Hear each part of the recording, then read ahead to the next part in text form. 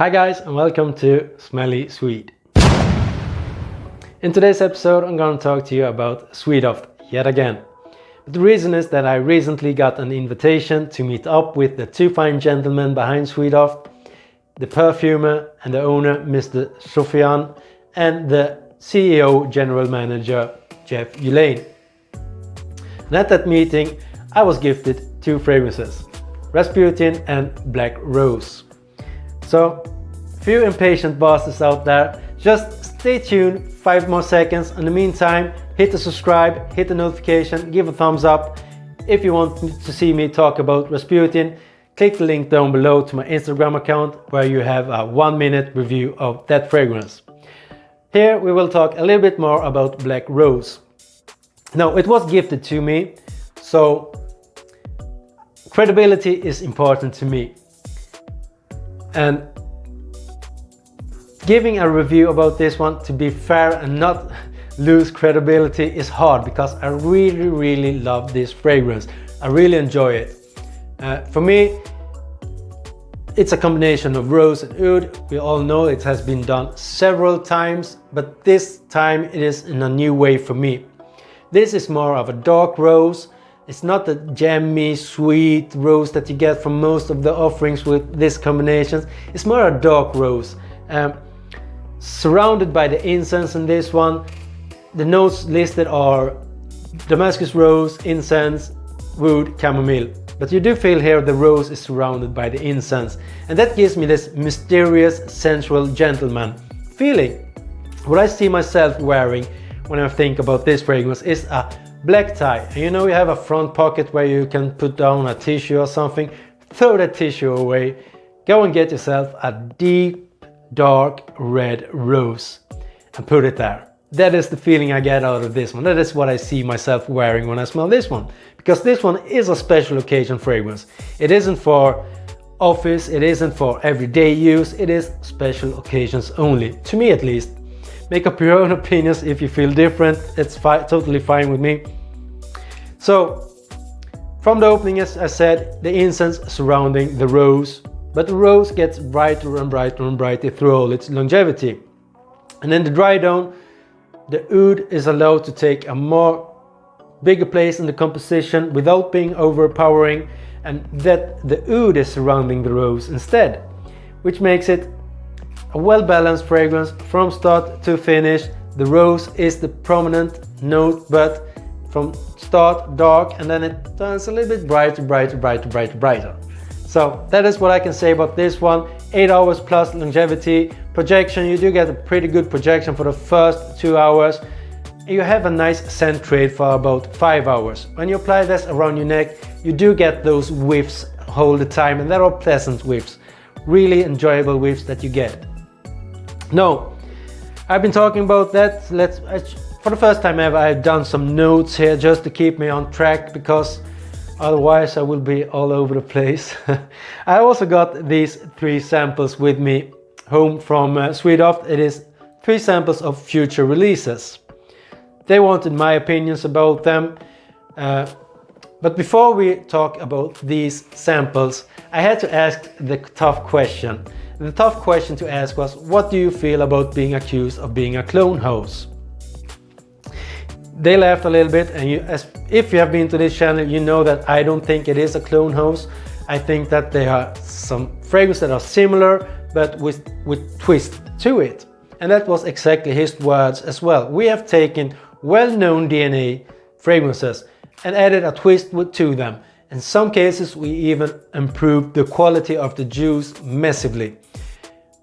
One example for that is Royal Satisfaction being accused of being a clone of Spice Bomb. Take those side by side and you will feel the quality differences. Now, he said that was our way into the market, to get everybody's attention, to get people to start talking about us.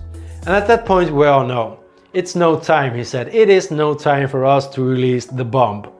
And the bomb he's talking about is this little sample I got here. It's going to be called Spice Surprise. And I also already know one other person that has been smelling that one, and he doesn't know that I know. And he said, well, they have a big release ahead of them. That is something special. It was his words.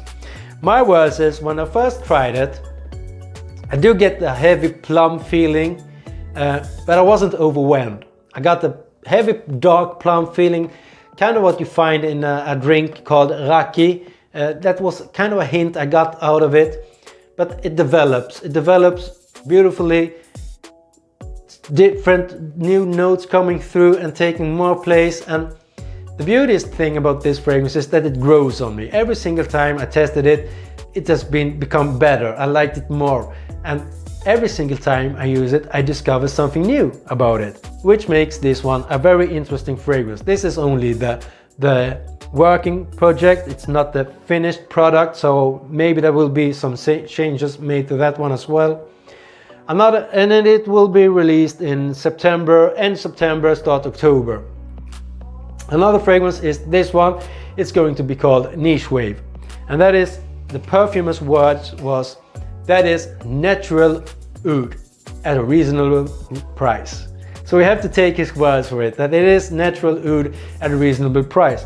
And he's going to add stuff to it, because here it is quite much of the oud in this one, but for me it is a pleasant fragrance, and I hope they don't change it too much, because I really enjoy it.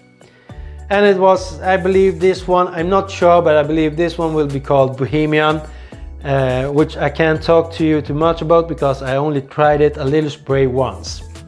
Now a little bit background about Juhlin. I was invited to his home to meet his family, sitting down with him and his wife and Jeff Juhlin, which I feel really, really honored. And it was really, really educational. I picked up on so many things there. And the story behind Mr. Juhlin is that he is from Syria, been working in Dubai with perfumes for many years, but moving back to Syria with the civil war starting, they had to move to Sweden. So his wife is behind him. He said it himself, it is his rock. And I would say that Mr. Juhlin has a great personality, has a big personality, has authority. So you do feel that he is a strong man. But as you know, behind every single strong man out there is an even stronger woman. That is it. It is in my case anyway. I believe it is there as well.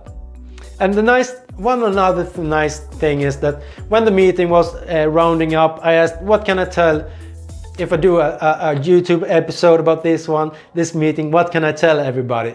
You feel free to talk about anything you like. You can say whatever you want. You got the gifted perfumes. If you want to do reviews about them, it would be much appreciated, but you don't need to. And it's important that you share your own opinions about it. So I think I've done that today. Check out, stay tuned, click the link down below to my Instagram account to check out the review I do there. 1 minute about Rasputin. So if you've been to this episode for this long and you haven't hit the subscribe yet, what are you waiting for? Hit the notification bell, because I also found out that there are many reviewers that doesn't play fair, and I started to dig a little bit about that, and there will be some upcoming episodes about that. I won't give any names away ever, because I don't want to shoot people down, so don't expect that. But I will tell you how it works, how people do business. That is quite interesting. So until next time everybody, stay safe and be well. Bye!